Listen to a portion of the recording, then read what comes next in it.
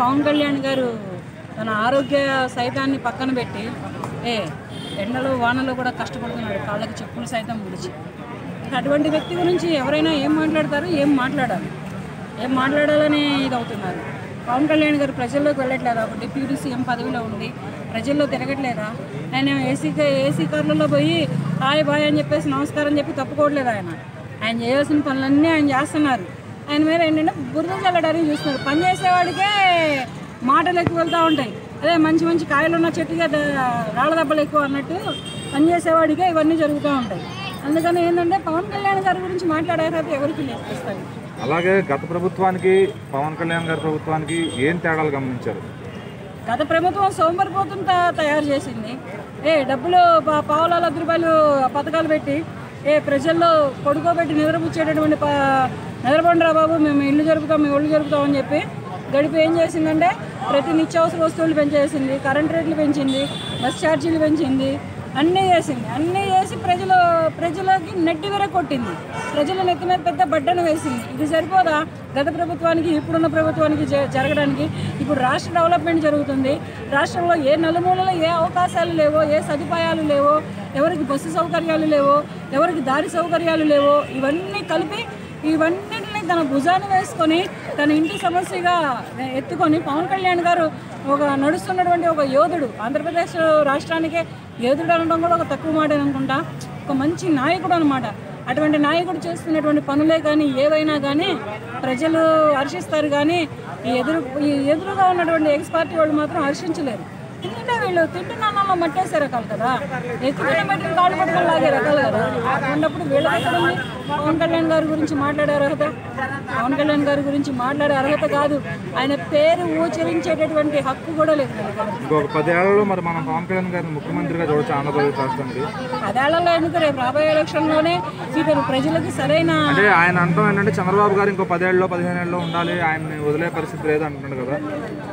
మరి అలా కూటమి ఉన్నంతకాలం ఈయనకి సీఎం అయ్యే ఛాన్స్ ఉండదు కదా. సీఎం ఈయనే అవుతాడు. చంద్రబాబు నాయుడు గారు అక్కడే ఉంటారు, సీఎం ఈయనే అవుతాడు. ఒకప్పుడు 2004లో పిఎం ఎవరయ్యా? మన 2 రాష్ట్రాలకి కలిపిన పిఎం ఎవరు? మరి ఆయన పైన నడిపించింది ఎవరు? ఆయన పైన ఉంది.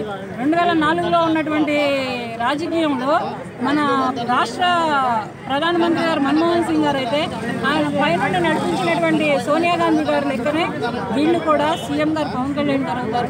ఆయన పైన ఉన్నటువంటి చంద్రబాబు లేకుండా అసలు ప్రెసిడెంట్ అనేవాడికి అసలు గ్రామం మీద పట్టు లేకుండా దరిద్రంగా చేసేసాడు ఆ వ్యవస్థని. అలాంటి చేసేసిన వ్యవస్థని పంచాయతీ నిధులు ఇచ్చి పచ్చని పల్లెలుగా తీర్చిదిద్దుతున్నాడు పవన్ కళ్యాణ్ గారు. మరి అలాంటి పవన్ కళ్యాణ్ గారు అలాంటి వ్యక్తులు ఇంకా రావాలి. అంత నిబద్ధతతో ఉన్న వాళ్ళు జనసేన పార్టీలో చాలామంది ఉన్నారు. అందరూ కూడా చాలా చక్కగా పనులు చేసుకుంటూ అభివృద్ధి పదంలో ముందుకెళ్తున్నారు. అలాగే నారా చంద్రబాబు నాయుడు గారు కూడా బ్రహ్మాండంగా వాళ్ళకి సహకరిస్తున్నారు. కాబట్టి పరిపాలన మాత్రం అద్భుతంగా ఉంది. అయితే కొంత బడ్జెట్ల విషయంలో పైనుంచి ఇబ్బంది పెడుతున్నారని తెలుస్తుంది. మరి అదే మొహమాటంగా అడగలేకపోతున్నారు పవన్ కళ్యాణ్ గారిని కూడా అంటున్నారు. ఆయనకు మొహమాటం లేదండి. మొహమాటం ఎక్కడ ఉంటుందంటే ఎప్పుడైనా అవకాశవాదులకు ఉంటుంది మొహమాటం. కానీ ప్రేమతో బ్రహ్మాండంగా అభివృద్ధి చేయాలనే ఆలోచనతో ఉన్న వ్యక్తి పవన్ కళ్యాణ్ గారు. సొంత నిధులే వెచ్చించి రాష్ట్రాన్ని బాగు చేయాలని చూస్తున్నటువంటి పవన్ కళ్యాణ్ గారు మొహమాటాన్ని పోతాడా? చంద్రబాబు నాయుడు గారు అలాంటి ఏమైనా ప్లాన్ చేస్తే ఒప్పుకోడు కదా. అలాగే తాజాగా ఏదో తమిళ ఇంటర్వ్యూలో కూడా చెప్పారనమాట. అంటే దాన్ని సినిమాలు మళ్ళీ చేస్తాను, నాకు డబ్బులు అనేది అవసరం ఉన్నంత వరకు సినిమాలు చేస్తాను కూడా చెప్పారు. సో మరి అంటే ఇక్కడ ప్రభుత్వం నుంచి వచ్చే నిధులు సరిపోక మళ్ళీ సినిమాలు అంటున్నారా, లేకపోతే? లేదండి, ప్రభుత్వ నిధులు ఎలాగ రాష్ట్రానికి ఉపయోగిస్తారు. కానీ ఈయన సొంతంగా కష్టపడిన డబ్బులు ఖచ్చితంగా కొన్ని నిధులు రాకపోవచ్చు. వాళ్ళకి సహాయం చేయాలి. ఇప్పుడు మొన్న అంతకుముందు కౌలు రైతులు ఆత్మహత్యలు చేసుకున్న వాళ్ళు కానీ, అకారణంగా చచ్చిపోయిన వాళ్ళకి కానీ కొంతమందికి ₹1,00,000 ఇచ్చాడు కదా. అలా ప్రభుత్వం ఇవ్వాలంటే ఇవ్వదు కదా. కాబట్టే ఈవేళ పవన్ కళ్యాణ్ గారు సొంత నిధుల కోసం ప్రయత్నం చేస్తున్నారు. సొంత నిధులు ఎందుకంటే సినిమాలు చేస్తే డబ్బులు వస్తాయి. ఆ డబ్బులతో ఇంకో 100 మందిని ఆదుకుంటాడు. ఆయన డబ్బుతో పని లేదు కాబట్టి, ఆయన అవసరం సినిమా వాళ్ళకు ఉంది కాబట్టి డబ్బులు వస్తే ఆ డబ్బులతో రాజకీయంలో పేదలకు పంచిపెడతాడు, లేకపోతే పిఠాపురానికి ఉపయోగపెడతాడు. మంచిదే కదా. ఆయన సినిమాలు చేసుకోవాలా.